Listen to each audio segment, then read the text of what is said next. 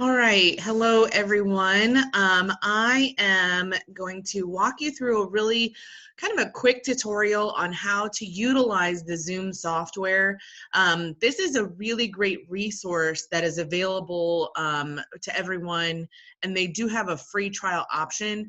And so this is a really great way for you to connect with people, to share information that you have on your computer, your laptop, and there's even some sharing capabilities on a mobile phone, but it's a little more limited on mobile phones. So I am going to start off, I'm going to go ahead and share my screen with you. I have a PowerPoint that I put together that will make it a little bit easier for you to kind of see what all is happening behind the scenes, because a lot of um, the host bars and what have you are hidden when you go to do an actual Zoom meeting. Only the person who has control of the screen has the host bar. So to simplify it and to make sure that you can see all of the different screens, I went ahead and put together a PowerPoint that'll just make it a little bit easier to see. So we're going to go ahead and kind of walk through this PowerPoint. Feel free to pause at any time if you want to go along through this with me, or if you want to do it at the same time. Or if you even just need to slow it down and kind of see what's going on, okay? So we are gonna start, you're just gonna go to the Zoom website, such as www.zoom.us. So you can see it right here. And honestly, if you just do a Google search for Zoom, it'll probably come right up. And basically what you wanna do is you wanna sign up for free. All right, and it's a super easy walkthrough. It just basically asks you for some basic information, nothing major. You just walk through and you sign up. Once you get through the sign up process, it's going to open up and it's going to show you your dashboard basically. Okay, you can see on the side here there's lots of different options. The reality is you're only going to be using two options. You're going to use your profile, because this is where your main information is, and you're going to use meetings. Under profile, you can see there is where you can actually put your picture in here. So let's say you were going to connect to a meeting via your phone. If you already have an account set up and you have a picture in here, if you can't connect with your video camera, it would show the picture that you have saved in here. And that's kind of a nice feature, because let's be real, we all like to see each other's faces. And then it just gives you some additional information about your account, like your personal meeting room and how you get into it. It just says this is the email address you have signed up, and you have a basic account, which means that you are limited to 30 or 40 minutes at a time. But here's the thing, guys, if you need more than 40 minutes, all you have to do is close out and open it back up, and everybody just gets right back in. So it's really not that big a deal that it's limited to 40 minutes, okay? And it's only limited to 40 minutes if you have 3 or more people. So depends on how many you have on. All right, so when we go to meetings, this is where we're going to do the bulk of everything we need to do is going to come from this meetings part, right? Because the whole purpose of using this is to do a meeting. So you can actually schedule a meeting, which we're going to run through how to schedule a meeting. And then you can also use a personal meeting room. I tend to use this one a lot, especially if it's a, hey, I just want to connect real quick. But if it's actually like where I need to coordinate 3, 4, 5 people, and we say, okay, well, let's meet Wednesday at 4, then I would go ahead and schedule that meeting. It's going to send them an email, I'm going to get an email, and then it also will send us reminders. So that's always nice. So we're going to run through how to schedule a meeting first. So here is just kind of the screens that it comes up with. What is the topic of the meeting, or basically what do you want to label your meeting? What description do you want to give it? It's optional, you can or you can't, whatever you want to do. If you're working on 2 different projects with a group, you might want to go ahead and put a description in so that one description says which project it is and the other one says it's the other project. Then you're just going to put in your when, right? So date and time, duration, how long do you expect it to be? And just a reminder that if you have 3 or more participants, it's only going to allow you to do 40 minutes at a time. Not a big deal. As you scroll down, make sure your time zone is correct. I can't stress this enough, because if you have the wrong time zone in here, and especially since we deal with people who are distance learners or people who maybe I want to communicate with somebody who currently is in California visiting family, right? It doesn't matter. If I don't have my correct time in here when I think the meeting's going to start, my time zone, then it's not going to adjust it for people who are in other time zones correctly. So you just want to make sure that's correct. Once you do that the first time, it pretty much saves it and you don't ever have to fix it. If you plan to have your meeting on a regular basis, like let's make sure we meet every Tuesday at 4, then you're going to go ahead and do the recurring meeting, and you're just going to put that it's once a week on Tuesdays. Meeting ID, I always like to use my personal meeting room when I set up a meeting, just because it's always the same and people always know, okay, I'm going to the same place. So if they couldn't find the email or whatever, they can still get into the meeting. It's not a big deal.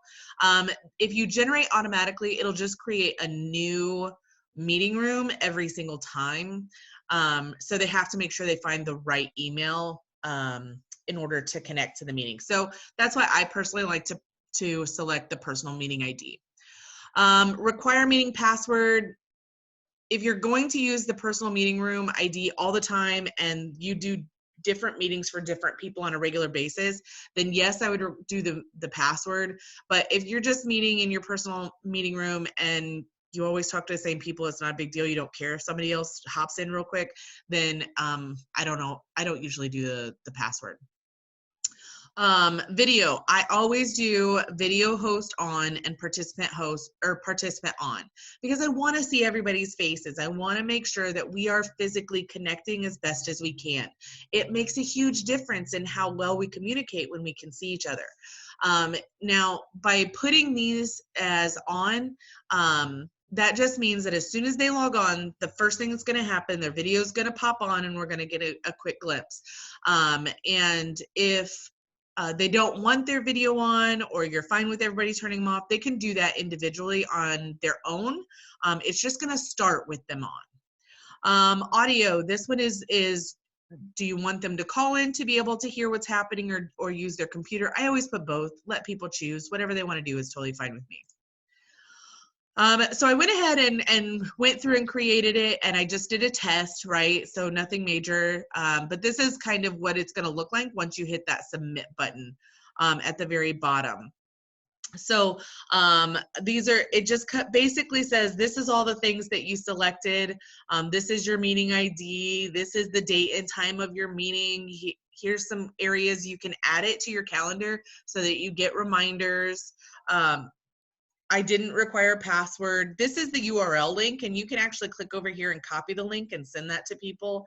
So it's very, very simple, very easy.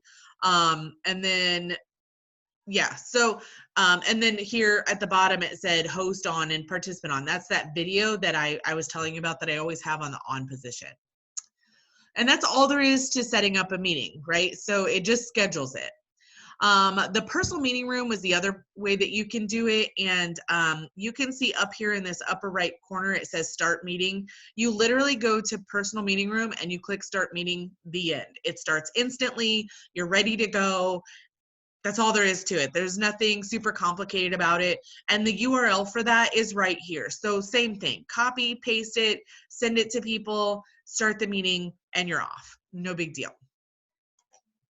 So once you start the meeting, this is what it's going to look like if you haven't added the video. And down here is where you can add and take away the video. And right here is where you can turn your microphone on or off. So these are super easy to use. It's a toggle. You just click it or on and click it off. And then down here on the bottom, you can see there's lots of different things that you can do to interact. So the invite button, if you go into your personal meeting room and you forgot to invite anybody, you can actually click this invite and it'll pop that URL back up so you can copy and paste it. So no big deal. Manage participants just tells you who all is on. And then you can actually type to chat, which I'll be honest, if you guys get the option, have the option to use the microphone, turn it on and off as you need it, and turn it on, talk, turn it off. Because trying to look at that chat while you're trying to do, whatever you're doing on the screen is actually really hard. to follow both. So if everybody just talks, it's way easier. If you have background noise, always make sure you mute yourself. That way that background noise isn't constantly going on and interrupting the meeting. But because it's so easy to just turn it on and off, no worries. You can record your meeting. You just simply click this button. It's going to start recording. When you're all done, you hit stop. When you end the meeting, it's going to download it to your desktop. So if maybe one person wasn't able to join you for the meeting that really needed some of the information that you were going over, you could record the meeting and then just send them the recording of the meeting at the end. So that's some options. Okay, so, oh, you know what? I wanted to go back and show you one other thing. Right here, this share screen. This one is how you're gonna share your screen with other people, okay? And when you click this arrow here, you can actually give it permission to let other people share their screen also. But you just click this share screen, and what happens is it comes up with this. So these are all the different things that I have available on my desktop. So this shares my screen as its entirety. So anything I do on my computer, you're going to see. If I don't want you to see everything that I have going on, I only want to share with you, say, the PowerPoint presentation. You don't need to see my athlete class schedule, right? Then I would only share the PowerPoint and not the full screen, because you don't need to see all the rest of that.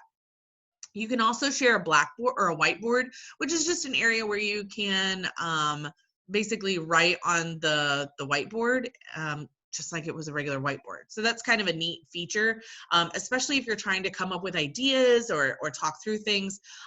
You can use that. And the great thing is that you can always switch between these. So if I want to share my screen right now, then I would share my screen. If I wanted to use the whiteboard here in a few minutes, then we would just share the screen again and then choose whiteboard. So super easy. So once I share my screen, right, then you see my screen. And so from here, what we see is the beginning of our PowerPoint. And up here at the top, you can see is where the beginning part of the host or the person sharing the screen, their icons are kind of hidden there out of the way. And when you hover over the top of it, they will pull down. So, and then that pull down looks like this, where it has the mute and the video, but then it also has like your pause button. You can annotate, which is pretty great. And then there's a more feature. So the annotate is pretty great because you can literally draw on the screen. And even if you switch between what you're looking at, what you drew on the screen still stays. So you can actually clear that annotation. But this is super handy, especially if you need to like draw an arrow to something, if you want to highlight or underscore something. And it just makes it really, really easy to understand what's happening. And the annotate also gives you the ability to do a screen print, so you can see all of those annotations, and it's going to save that screen print for you, and you'll be able to access it once you get out of the Zoom meeting. Okay, so all that stuff is super handy. The more button gives you the ability to see the chat. And this was what I was talking about. It's really hard to go between the two because the chat comes up and it just says there's like a 1 with a circle and says there's one chat there available for you to look at. And then you have to come here and you have to look at it. So it's kind of a pain in the drain, but it's better than not being able to communicate with somebody if they, for whatever reason, don't have their microphone. But guys, if you can use that microphone, use it because it does make a big difference. It's very, very helpful. That invite, again, is here if you need to find it. You've got a record button here. So disable participants annotation, or show the names of people who are annotating. So if somebody is doodling or something in the middle of a meeting, you can disable their annotation rights, but let's be real, who's gonna do that, right? You can also share computer sound. This is really important to know because if you need to share a video, like let's say you pull up a YouTube video and you want to share a video with everyone, you have to share your computer's sound. Otherwise, they won't be able to hear it. They'll only be able to see it.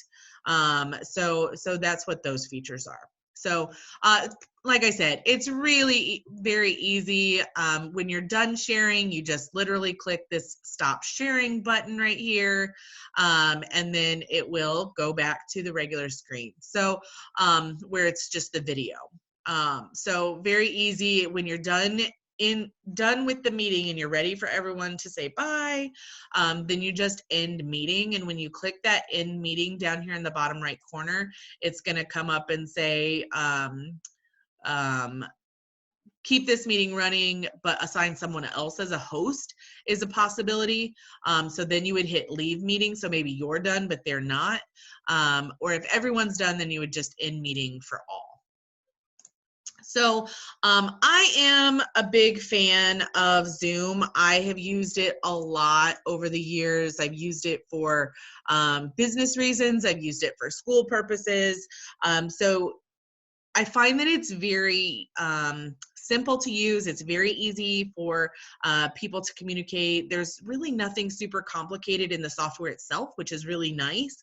And so I highly encourage you guys to use it.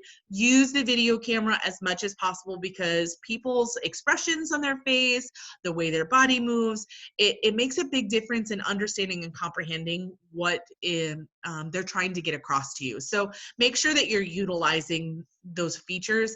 Again, I can't stress enough the importance of the microphone. Mute it when you're not talking. You unmute it when you want to say something, and everybody wants to hear you, so don't ever be afraid to say something. So I hope that this video helps, and if you do have any other questions, please feel free to reach out to me.